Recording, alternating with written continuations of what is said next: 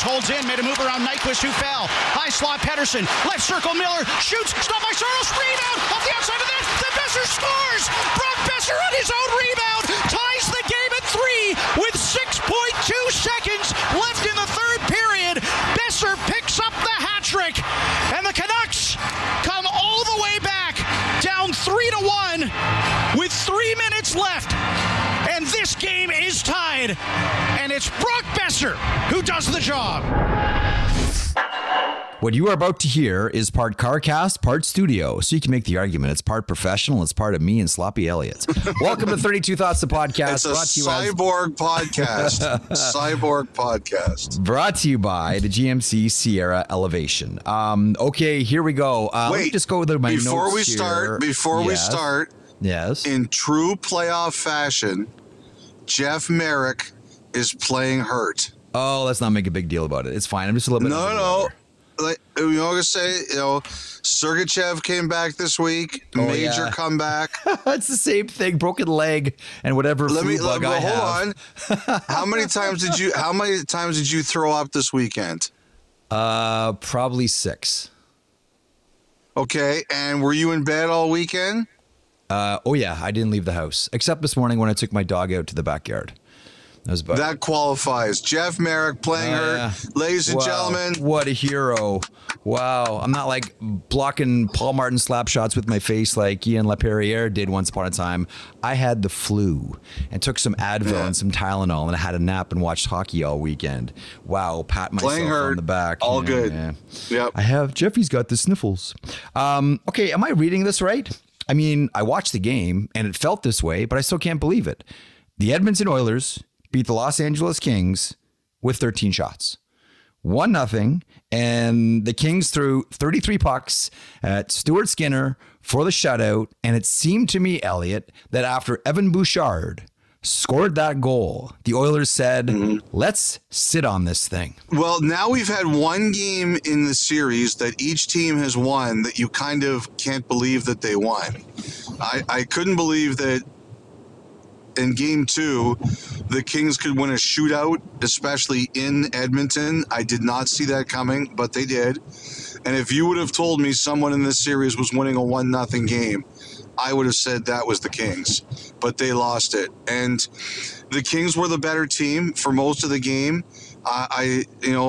Riddick, for a guy who hadn't played in 15 days and didn't see a ton of shots, I thought Riddick was very sharp. He gave them a chance to win. He did. The difference in this series, Jeff, is LA's penalty kill, which is one of the better penalty kills in this league this year, has been completely ripped apart by the Oilers. They are 8 for 15, and that was the difference. And I wasn't crazy about the penalty call, and they did get evened up later. But if you're the Kings, that penalty kill is destroying you this series. And the thing that stuns you about it and disappoints you about it is one of the things you did well during the year. You know, it was a lot of fun. The beginning of this game, LA came out hitting, and it wasn't just Doughty on Zach Hyman, although that was a brutal one. And then that was a big one. Evander Kane responded in turn by hitting Doughty as well. But LA just came out and it's like everybody channeled like the ghost of Dustin Brown and was just trying to smash everybody. Yeah, they were very aggressive. Hyman was hurt by that one too. But, I give the Oilers credit. They didn't back down. Like sometimes during the playoffs, Jeff, you have to win games the way you don't normally win them, or you have to win games the way your opponent dictates they're going to be played. And this was that night for the Oilers. And it was a big night for Skinner because, even though he was very good, obviously, in game 3, he hadn't been great in the first couple games of the series. And that was a shutout, 33 shots. That one was not easy. That was by far his best performance of the playoffs so far. And I have to say to this, one of the things I've liked about the Oilers in this series is some of their better players have been very involved with outscoring points. I think Draisaitl and McDavid have been engaged, even if the results haven't always been there. I think that's the same for Brett Kulak's been really good. But those are the guys that you expect to do well in those kinds of games. I'm talking about, and not to take anything away from them, but I'm looking at some of their high-end guys.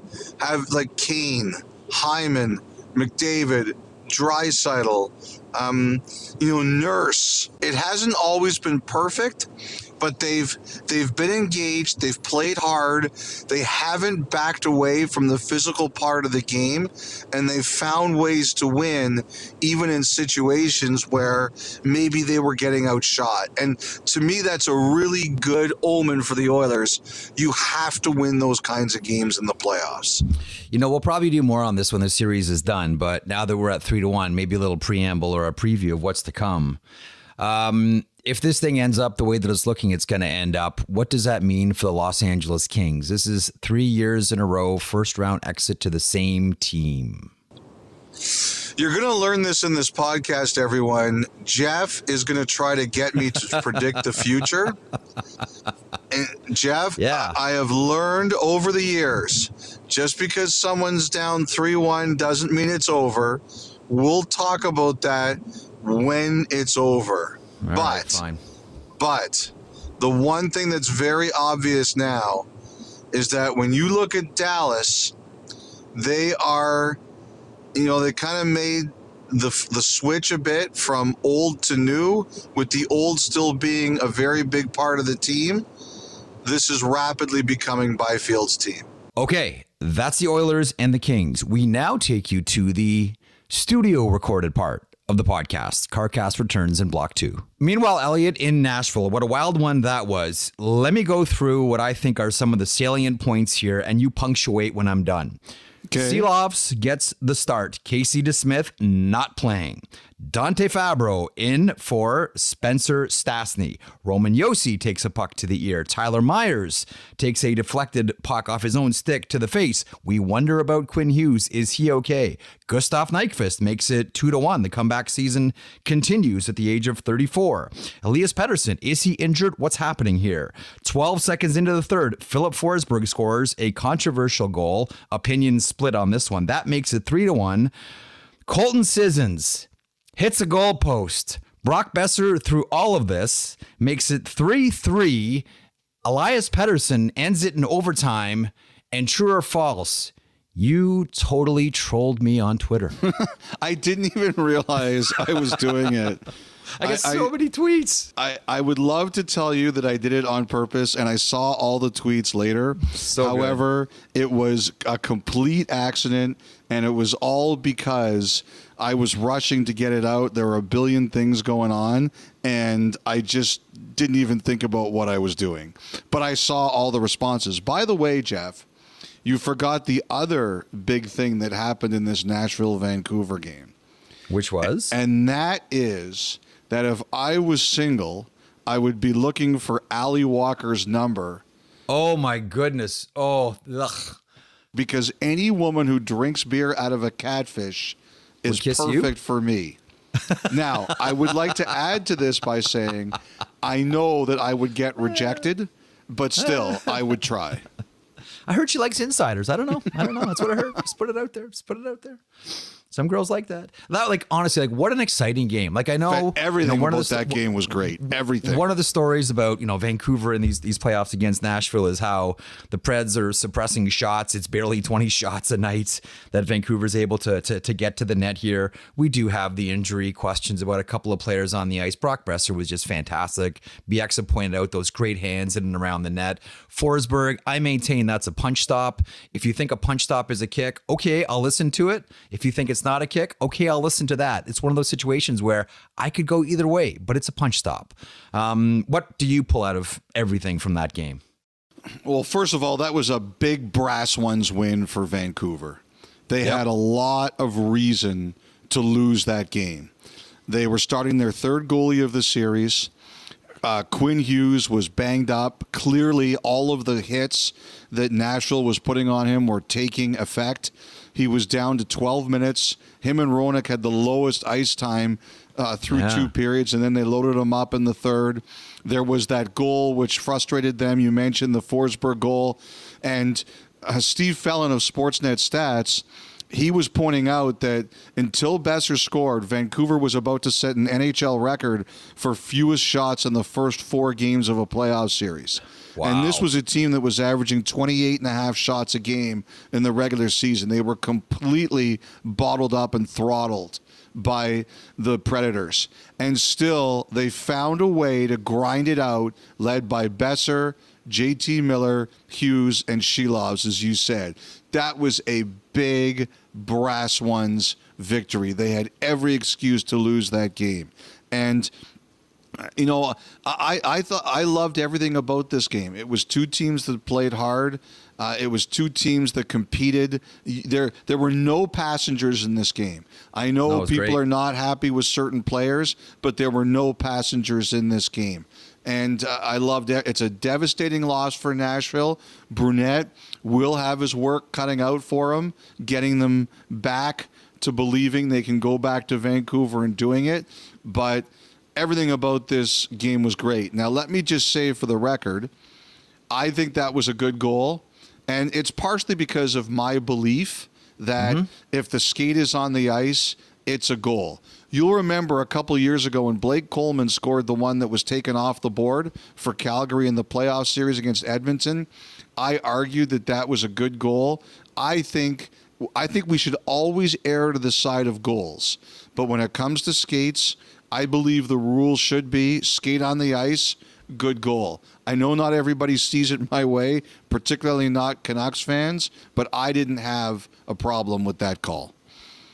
You know, we're trying to figure out, Dom and I, what the turning point of the game was. And first of all, did you think that was a goal or no goal?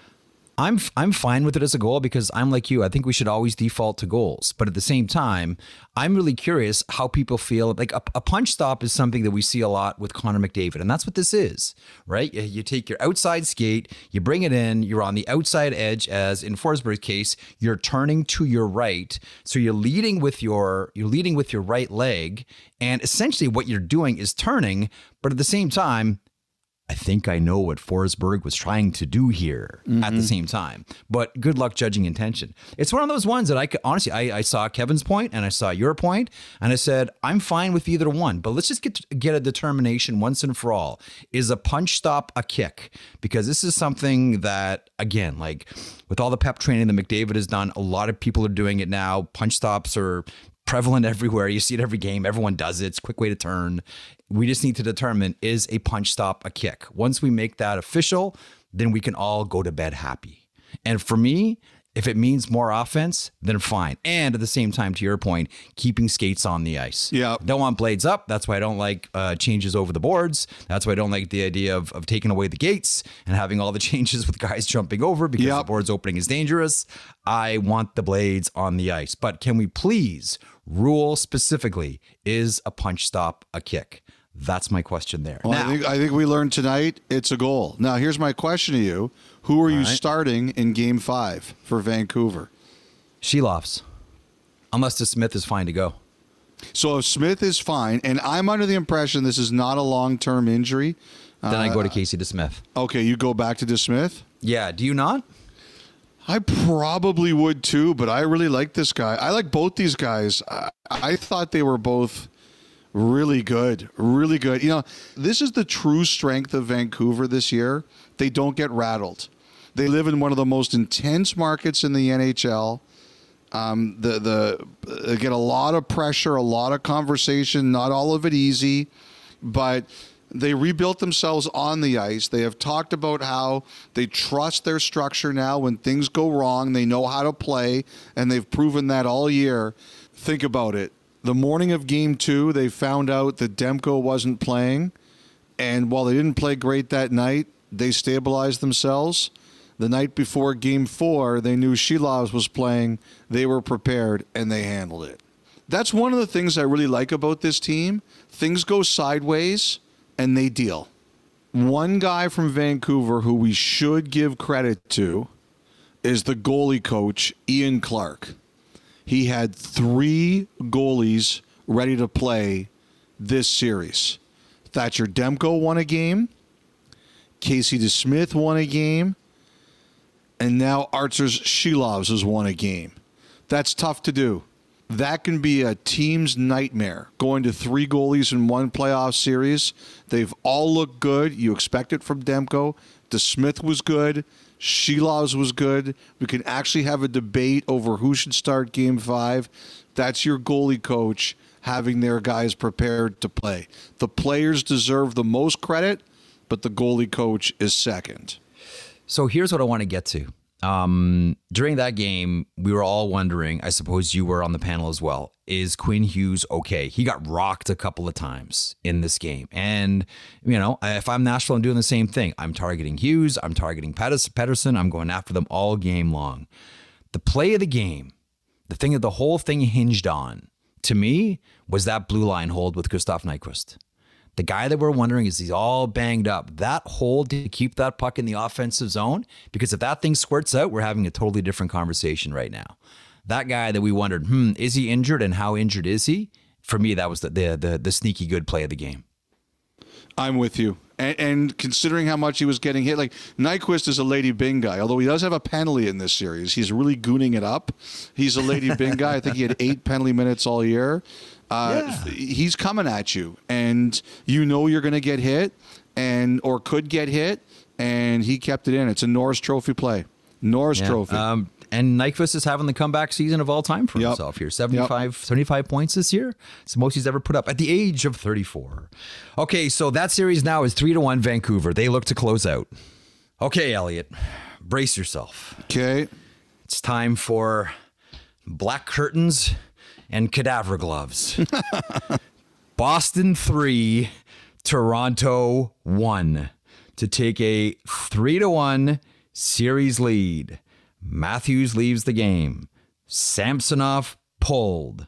Fans boo their team off the ice. Nylander going hard at Mitch Marner, who throws his gloves on the bench. And we wonder, if/when the Leafs lose this series, what then? And I think the presence of Keith Pelly may be the wild card in all of it. Am I getting ahead of myself here, Elliotte? Jeff, I know what you want me to do here. I know you want me to go into the offseason of the Maple Leafs. I'm not going to do it. And it's not because I'm afraid to, or anything like that. It's simply because I think it's bad karma.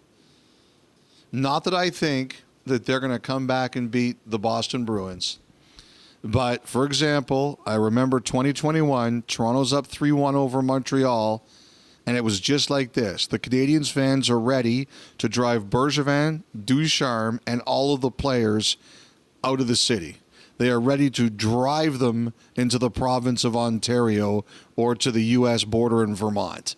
That's how mad they were, and they came back and they won. Again, not that I'm expecting Toronto to do this, but I don't like to do postmortems until it's actually over. Now, like everybody else, I will concede that Game 4 was a low moment. They deserved to get booed off the ice. The fans who paid that much for those tickets had every right to boo them. And them snapping at each other on the bench, Marner, Matthews, Nylander, we have not seen that from this group of players. Yes, you see it all the time, but they've been together basically since 2016-17, and we've never seen that before from them. And to see it in this moment, there's only 2 ways to go. One is you just completely falter, you fall apart, and you go down quietly. Or 2, you rally and you use it as a point where you come back and say, okay, we hit rock bottom. Now we're going to prove we're on the way back. And there really is no other option for them than to do that, because this is the end for this group if they don't pull off the big comeback here. In some ways, I can't believe I'm saying it, because I always say don't bet on talent. You know, Ron brought up the Red Wings. How long did it take the Yzerman Red Wings to win? The Capitals, how long did it take the Capitals to win? You always bet on talent and assume they're going to figure it out. I don't think you can do that here anymore. Number one, you know, Marner's contract, he's got 1 more year. That's going to force you into a decision. Tavares' contract's got one more year. It's going to force you into a decision. And you can only give so many votes of confidence to the same group. And they did one last summer. Brendan Shanahan gave them the vote of confidence. So this is their last chance to prove that they should stay together. And on Monday morning, as you listen to this, it is hanging by a thread. Now, the other question here we've all got is Matthews. They don't play again till Tuesday. Let's see if he practices on Monday. I've had enough of a week with Toronto and injuries that, again, I'm going to be careful until I know anything here. But it is weird. The rumor was food poisoning or some kind of viral bug. But listening to Sheldon Keefe talk on Sunday, it sounds like now they're not really sure, or it's worse than they thought. So we're all going to watch and see if Matthews is capable of playing together. And obviously, if he's not there, it's even harder. There's no question we're on the precipice of an end of an era in Toronto that I think a lot of people will be surprised that it didn't have more success than it should have. So here's the preview of the next conversation, I think, if the Maple Leafs bow out against the Boston Bruins in the next game. Players, like anything else in, the universe really, exist in two states, potential or actual. Mm-hmm. And if you're Brad Treliving and you look at all the key players here, your core guys, and say they're still existing in a state of potentiality, i.e., there's still more growth for them, then they have more leeway. But if you're Brad Treliving and you say, no, this is the best that these guys can play, then there's trouble. That's how I look at this thing. Potential versus actual. Yeah. And only Brad Treliving can decide. One thing I would do, Jeff, I would play Giordano. I've got a lot of time for TJ Brody as a human being. I think he's a tremendous human being. Yep. He really struggled. I would put in Giordano. Giordano coming in hot. Yeah, and I know he's slowed down a bit, but he's a veteran. He's seen everything. I would put in Giordano. He would play for me. Here comes the other questions then. Who starts in net on both sides? I would start Samsonov. I have a feeling they're going to start Wool, but I would start Samsonov. I don't believe he's been the issue. I would start him, but I kind of got the impression it would be Wool. I would start Swayman, but again, I wonder if they start Ullmark simply because they don't want him to get stale. Ullmark played game 2. It'll be a week between games for him. I could see them, and again, I want to say I'm not predicting this because I haven't had a good prediction record on this. I would start Swayman. I see them starting Ullmark to keep him sharp. Okay, Elliotte, that's one Canadian team in trouble. Here's another. The Winnipeg Jets are starting to really get a taste here of what it feels like when Colorado starts to roll. 5-1 was the final score on Sunday. The Colorado Avalanche lead this series 3-1. Valeri Nichushkin with a pair. Cale Makar, who has just been an absolute terror for the Winnipeg Jets. Connor Hellebuck gets pulled for Laurent Brossoit in the third period.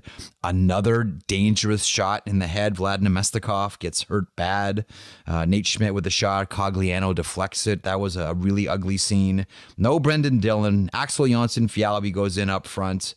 Logan Stanley goes in, makes a gorgeous pass. It's a beautiful pass on the Schmidt goal. Nice pass to Appleton there. And at the end of it, Winnipeg just chased Colorado around the ice, is what it felt like to me. This whole series, Colorado has been able to do whatever they want to do to get into Winnipeg zone. That has been the difference. You know, Winnipeg has good players. Colorado has two of the best and a supporting cast. Like Lehkonen, perfect fit. Nichushkin, perfect fit. Middlestat, he's looking like he's going to get there. Perfect fit. But when Makar especially gets going, like there were times in this game where the Jets had good layers and good numbers against Makar, and he just outskates them, or he skates through it. They cannot stop him. They cannot stop him. You know what it's like? What's it's like the old coach's corner intro when it would have like Bobby Orr skating through a number of pylons in Red Wings jerseys. That's what it looked like. Yeah, that's a good call. Gets rolling. That's what it looks like. It's phenomenal. I just think they absolutely cannot control these guys. It sucks, but Colorado can do that to you. When those guys are flying at their absolute best, nobody can stop them. Nobody. And that's what we're seeing right now. They are at a level that the Jets cannot get to. Now, I do think this. I think some of the Jets players have to play better, and they demoted Ehlers in game number 4. Like you can't just say, oh, there's nothing we can do about this. You have to challenge your guys to get to a higher level. They've made Hellebuck after a Vezina Trophy season look human, but to me, the biggest difference in this series is that the Avalanche gained the blue line with impunity. And that's what the Jets have to fix. They have to find a way to stop that, or this is going to be over. I wasn't surprised they went to Brossoit in the third period of game number 4. I don't know that I would have done it in a 4-1 game. It's still 3 goals, although to them it might have felt insurmountable. But there's no doubt you're starting Hellebuck in game number 5. I don't know if you have to create a picket line or something on Tuesday, but that's the one, like no matter what you do, your number one mess, even if you have to completely change the way you play, your number one message has to be, we are not letting these guys gain our zone. Because if you have to sacrifice other things, do it. Because whatever they're trying now, it's not working them, and they're getting exposed. Nichushkin's been excellent. Yep. Nichushkin has been fantastic. We're used to him in the playoffs as well. Okay, before we move on from the Winnipeg Jets, Elliotte, what did you make of what was said after Game 4? I'm not in Denver, but I read some of the quotes after the game. And I'm always careful because I'm not there. But it sure looked like Scheifele and Bowness were not on the same page. Scheifele talked about they've made adjustments and we haven't. And Bowness pointed out we've got to stop taking penalties, for example. That's one adjustment we could make. And they are taking too many penalties. There's no question about that. The Jets cannot allow themselves to crack. Remember how it ended for them after last year against Vegas with Bowness disappointed and the players being upset at how disappointed he was? Look, everyone wants to win. Everyone's emotional. Everyone's frustrated. This series is getting away from them. As disappointing as your finish can be, you can't have this happening every year. You have to find a way to pull together and figure out your solutions. But the one thing I would say here is, I believe strongly that the manager picks the players and the coach picks the roster. That's the way it should be. I think this one is one of those cases where I do think organizationally you should have a conversation about Cole Perfetti. The kid wants to play more. I have no doubt about that. I'm sure the organization wants the kid to play more. Rick Bowness is doing what he thinks is right to win hockey games. I get all that. I do think, at the very least, a question should be had about the long-term future of the team here. They're down 3-1. Perfetti, you want him to be a big part of your future. I do think there should be a conversation about you give him the opportunity to appear in this game. Cole Perfetti has been a Jet now for 2 seasons, and he's played 140 NHL games. He has not yet appeared in a playoff game. I would think about it, and maybe you don't think he's one of your 12 best forwards. Okay, we can all have a big argument about that. But I think you're hoping for a future where he very much is one of your 12 best forwards. And you should seriously consider giving him the experience. Okay, tall order there for the Winnipeg Jets. More on them after Game 5. Before we hit a break, we're going to get to a couple of other newsy notes from around the NHL, and we'll do some of the U.S. matchups on the other side. Elliott's NHL coaches and the presence of Craig Berube in all of it. I said this on Friday, and I believe it even more on the weekend. I'm really curious to see what happens here because I think he's at the top of some of these lists. I think it in Ottawa. I think it potentially in Jersey. And I don't think San Jose, I don't think that makes a lot of sense. I don't get that feeling anyway. But I got to think if you're one of these teams that really likes Berube, how long are you going to wait until maybe somebody who's in the playoffs gets eliminated and says, we might want to join this race? So I'm curious to see if some of these teams that are looking at him are saying, we have to move quick. And so I think that's one thing to keep an eye during the week. Now, I saw your Rink Fries blog on Sunday, and I don't know which one of your children you dictated that to while you were comatose here. But it was a tough one. But you mentioned Marco Sturm for San Jose, and I think that's a good one. You know, San Jose does like the tie-ins to people that have been there. You know, that's one of the reasons that they really liked Mike Grier, is because they wanted somebody who identified. Strong identification with the market is very important to them. So I'm going to put a couple other names on your radar. Okay. Jay Woodcroft is one. The former Edmonton coach was a longtime assistant in San Jose. Yes. He spent 7 seasons there as an assistant coach. And there's 2 other names I'm going to add. Number 1 is Jay Leach. Jay Leach was interviewed when they interviewed Quinn. So he's a name I've kind of wondered about. But another name I've heard, and he actually doesn't have any previous ties to San Jose that I know of, but he has a tie-in to Mike Grier, and that is Jeff Halpern. Now, Jeff Halpern is close. He is approaching his point where he's getting ready to be an NHL head coach, and he has, in the past, played with Mike Grier. And he doesn't have the San Jose connections, but he's, like I said, he's close. He's played with Grier before, and I've had more than one person tell me over the last 48 hours that Halpern is going to be a person of interest in this one. So we've got Sturm, the ex-Shark, Woodcroft, the ex-Shark. We've got Leach, ex-Shark, who interviewed there, and we've got Halpern, who never played for the Sharks. I don't know if he's interviewed there, but several people have told me keep an eye on him. Halpern's name's been out there for a while. For those that don't know, he's an assistant coach with the Tampa Bay Lighting.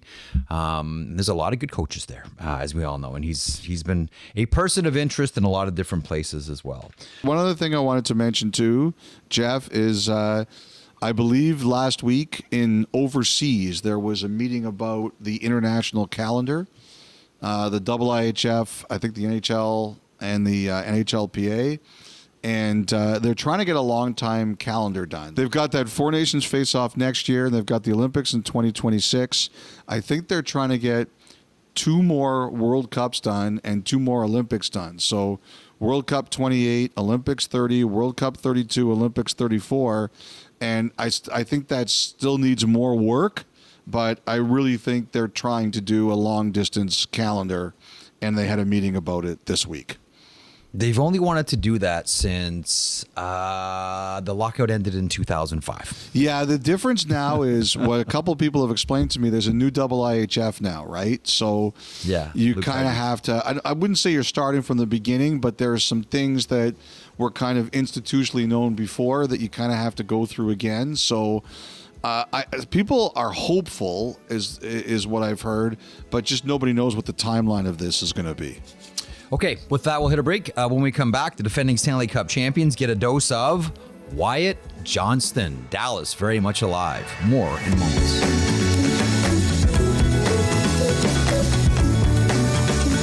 Listen to the 32 Thoughts podcast ad-free on Amazon Music, included with Prime.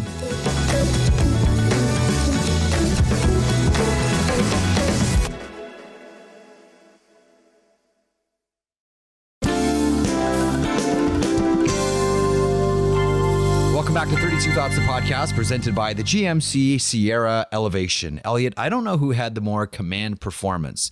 For the Dallas Stars, Wyatt Johnston with 2 goals, including the overtime winner, or Logan Thompson, who Jake Ottinger said he was like Dominic Hasek down there. 43 saves, and man, did Dallas pour it on early in the first. Logan Thompson was fantastic, but a star is evolving and shining in front of us right now. Wyatt Johnston opened and closed the scoring of this one in Game 3. 3-2 is the final score, and Vegas leads the series 2-1. Signs of life with Dallas. What a game that was. That was just a great hockey game. As you mentioned, Thompson was phenomenal. If he would have looked around and said, hey guys, where are you? Then I don't think anybody would have blamed him, because it took Vegas a while to get going. I have to tell you, Jeff, that it had been a long day, and the moment that I was forcing myself to stay up. This doesn't normally happen to me, but I guess I'm getting old. The moment that Wyatt Johnston scored, I rolled over and fell asleep. I was like, thank God this didn't go on any longer. Johnston, great. We shouldn't be surprised about this anymore. We shouldn't be surprised with how well Vegas counterpunches. I really thought that Vegas's defense was outstanding in games 1 and 2. So you know that Cassidy's going to grind them going into Game 4. They're going to say that was gross, your worst defensive effort of the first 3 games. So he's going to be on them. And on one level, I'm glad Dallas won, because I want this to be a competitive long series. I want this one to go 7 games. This should be a 7-game series, back and forth. And so I was happy Dallas won, because I don't want this one to end too soon. I just think we all know Vegas is going to be a lot better in game number 4, but Dallas is capable of that. I'm really curious to see, now that Dallas has got a win, like, that steamroller should keep going. They're too good a team not to feel good about themselves, but they know Vegas is coming. They have to be ready for Vegas to come back at them. I loved everything about that game, and I hope Monday's game is just as good. I'm glad Dallas is making this a series. We know that there's a cup contender going out in the first round here, and that's fine, because we get great games from 2 fantastic teams. Quick thought on Wyatt Johnston. I mean, you've heard me gush about him so many different times. Why don't you gush about him a little bit here? 2 goals, including the OT winner. He's becoming the new clutch player around Dallas. Well, Dallas needed somebody to do that, right? They needed somebody to step up and be the clutch player, and he was. And if they win this series, he's going to go down as the guy that saved them. And the other thing I thought was really interesting was that they called up Maverick Bourque, and DeBoer didn't play him. And I was really interested in DeBoer's reasoning, because when he came out and said, I don't want everyone looking at this guy as the savior, I was surprised, but I understood. It was, now I wonder if you insert him and say, nobody's going to look at him as the savior anymore. Now everybody else is going to realize that they've won a game, and they won't all be looking at him. I'm curious to see if he gets put in now, because they've won. Because to me, Jeff, if they went down 3-0, he's going in, right? So if it's 2-1, I don't see what's wrong with you say, you know what? he's going in anyway. So we talked about signs of life from the Dallas Stars. How about signs of life from the Tampa Bay Lightning? They stave off elimination. Mikhail Sergachev, welcome back. Steven Stamkos with a pair. 3 points from Hedman. Kucherov, Hagel, point. A couple of power play goals. A shorthanded goal from Brandon Hagel. 6-3 is the final. And I'll tell you what made it for me? The broadcast caught John Cooper walking off the bench, and he had this smirk on his face like, you thought you were going to sweep us? Like, Elliotte, it was perfection. It was perfect. 3-1. Florida still leads in the series, but Tampa, signs of life. I loved what Cooper said going into that game 4, and that is, if you don't think we can win, don't show up. I loved it. I absolutely loved it. Even if it doesn't work, that's what you're supposed to say. Don't be a part of this team. Don't bring your loser energy around. And there's no question in my mind they got the lift of seeing Sergachev. I mean, it's ridiculous. You know, people have this debate. You know, is it right? Is it wrong? Here's the thing for me. I only judge others as I judge myself. If it was me, I'd be playing. Okay? If you had a doctor that told me the day before I could play, I'd be out there, just like Sergachev was. So it's hard for me to say, oh, don't do it, or I wouldn't do it. I would do it 100 times out of 100. So, like, he gave them a huge lift. It was really interesting hearing him talk about Stamkos, how they showed him video of Stamkos skating after his own serious leg injury in 2014 and how he used that to come back and play. I love that. That's team. Like, that's team. That's a team. And again, the other thing I'll say is I have no idea how the Lightning and Stamkos can't be married to each other. Like, Stamkos was all over the ice, and he was staring down the Florida players. Like, it's just the idea that he could possibly not be a Lightning. It's wrong to me. It just doesn't make any sense. How much that guy cares and how much that uniform means to him. I was watching him that whole game, and they were all engaged, but he was really engaged. I mean, look, they're probably not going to win this series. Florida is still a hell of a team, and I don't see them losing 4 games in a row.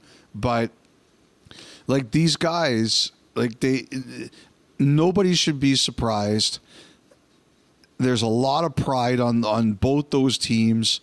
The odds are still really against them, but you knew that for the Panthers to win, and here's a Florida orange juice reference, they were going to have to squeeze all of the juice out of the Lightning, and there was still some juice left. I'm happy to watch this series for more games. Listen, win one more and see what happens, and see who gets nervous and see who gets tense. I'm just glad that the Tampa's still very much in this one, because those games are awesome. They're great to watch. Elliotte, we're card casting again. Here we go. This time it's the New York Rangers and the Washington Capitals. And this one was pretty close right up to the end when Artemi Panarin scored in the third. And then Jack Roslovic scored the empty netter on a power play when the goalie pulled to make it 4-2. And the New York Rangers sweep the Washington Capitals 4-0. They beat them 4-2 in the game. I don't know what to say other than, should we be surprised at all, considering this team was dash 37? No, we shouldn't. The one thing I give the Rangers the credit for the most is the killer instinct. They got ahead in this series, and they went pedal to the metal to finish it fast. They never let up on the gas, and that's not a small thing. I think it's so valuable in the playoffs. Like, Jeff, you look at some of these series, that LA Edmonton series, that's a painful series. That Nashville Vancouver series, it's a painful series. This one started to get really nasty, and there were points in Game 4 where it looked like it was going to boil over. I think what the Rangers did here the best was they got it over with fast before people started getting banged up and hurt. I think that's a real victory for New York in this series. Look, I know a lot of people were making fun of Washington after it was over. This is a joke, da-da-da-da. Would have been better if Detroit got in or Pittsburgh got in. Yeah, but they didn't. They did. Yeah. Washington got in. Washington earned the spot. And if you're not going to expand the playoffs, then you can't complain about Detroit not getting in or Pittsburgh not getting in. If you expand the playoffs, maybe they have a chance to.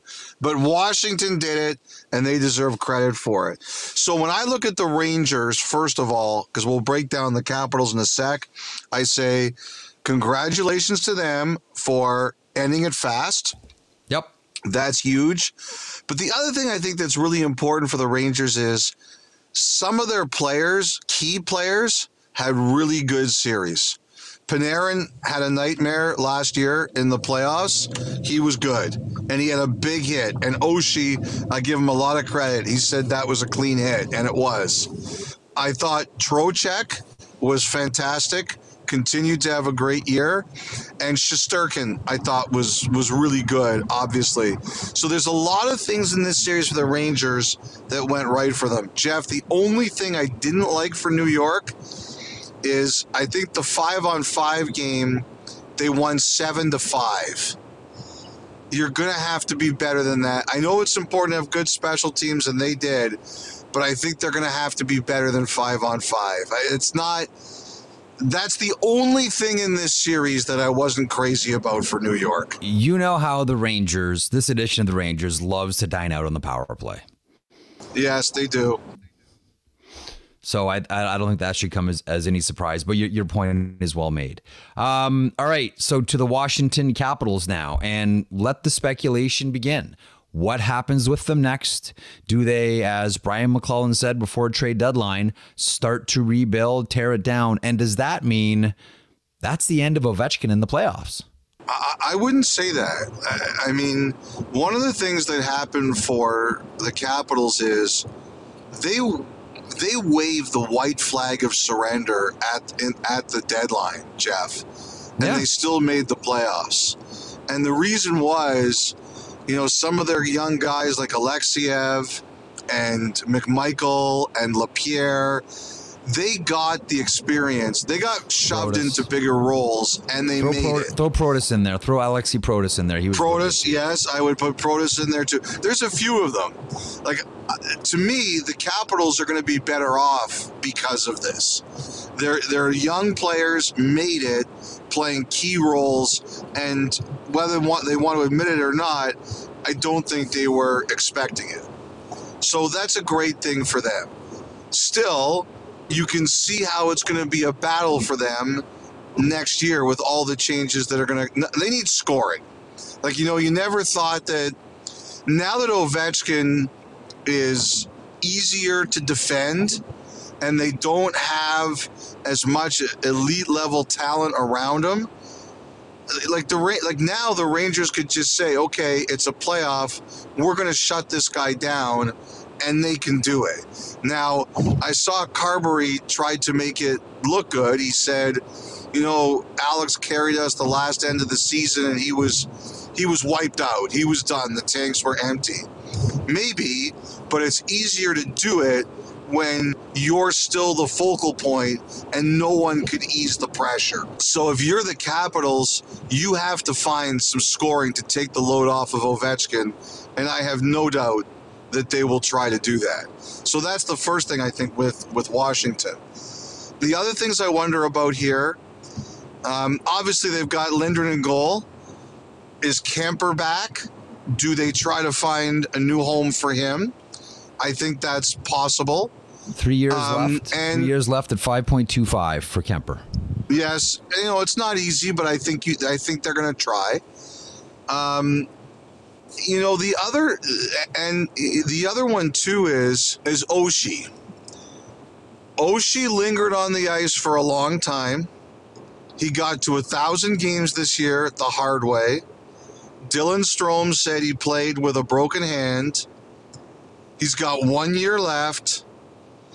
His body has been through a lot. A lot. I'm not saying that I know here because I don't, but when someone told me that he'd been out there late and he was the last guy to get off and he kind of lingered around a bit, you have to think that he's at least considering the possibility. And maybe he's not the player he was before because he's been banged up, but he's a big, big presence in that room. Like, it's very clear the young players really like him. They depend on him. He sets an attitude there. It's just another hole in their lineup if he leaves. And, Ovechkin, it almost reminded me of Dale Hunter. He played 8.5 minutes through 2 periods, and then they loaded up in the third period. He played 7 minutes. And again, that makes me wonder if next year, next year's going to be about going for the goal record. If they want to make the playoffs, I wonder if they're thinking we're going to have to spot them a little bit too. Really, eh? Yeah. Well, listen, circling back to the Oshie thing, I wouldn't blame him. I don't think you would blame him. Considering everything he's been through professionally, personally, with his health, with his family, I'm so glad that he got, you always cheer for people more than teams. Glad that he got the Stanley Cup. What a career it's been so far. We'll see what comes next for TJ Oshie, but I don't think anybody would blame him if he was having that conversation with himself right now. And you know what? First of all, no, and I agree with everything you said. That could give them a lot of LTIR flexibility. Now, in the off season, it's trickier, but when you're looking for offense, what's the thing that's most expensive to find? Goals. Scoring. Goals. But they've got one of the best cap people in the league there in Don Fishman, and if anybody can figure out how to maneuver that, he's one of them. And once again, we bring you back to your regularly scheduled studio podcast. You know who's back in their series? Sort of.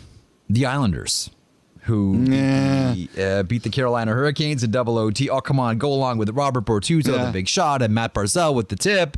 Islanders fans love their team again. You can't be happy for a couple of seconds for the Islanders? I was happy. I was very happy. Because you know what? It's two guys I really like dealing with, Bortuzzo and Barzal. So I was happy to see it go well for both those guys. Look, I like long series. I don't like sweeps. I like drama. And, it was great for the Islanders fans. That building went crazy. Our friend Michael Leboff, I didn't want his birthday ruined, and he got a victory on that day. By the way, he just sent me a text, Bortuzzo. That was it. Yes. Well, Bortuzzo. Before as we knew I wrote, Barzal whatever, Barzal, Bortuzzo, Islanders win. Look, it's just like Tampa, Florida. It's impossible to see Carolina losing 4 times in a row. Doesn't mean it can't happen, but it's really impossible to see it. I just look at them, and I think they'll be fine. But 4 games in a row, you just don't see it. It doesn't mean it's impossible, but you just don't see it from Carolina. We know one thing. Varlamov is the guy for the rest of the series, and he'll try to carry them, but it's a really tough task. But boy, did that game turn mean. Like, those ringside microphones, oh boy, they got to work out. They got to work out in Game 4. I don't know that they were functioning properly at all times, specifically towards the end of the game, Elliotte. There are a couple of salty notes that got out there. There are nights when you sit there and you think, oh boy, I hope they turn these off, because you're just look, you should, nobody should ever cross the line. There's limits to what should be said on the ice, obviously, but fans want players to care as much as they do, and they do. And they do. Some of the stuff that got said towards the end of that game Man, you could tell there was real hate. Okay, with that, we'll wrap up the pod. Remind you, 2 games on the go tonight around the NHL and the Stanley Cup Playoffs. 7 o'clock Eastern on Sportsnet. You can watch the Tampa Bay Lighting face off against the Florida Panthers. This is Game 5. Florida leads the series 3-1. And the Dallas Stars looking to pull even with the defending Stanley Cup champion Vegas Golden Knights. That gets underway at 9:30 Eastern. Watch that one on Sportsnet as well. Vegas leads the series 2-1. Enjoy the hockey. We'll talk to you again Wednesday morning.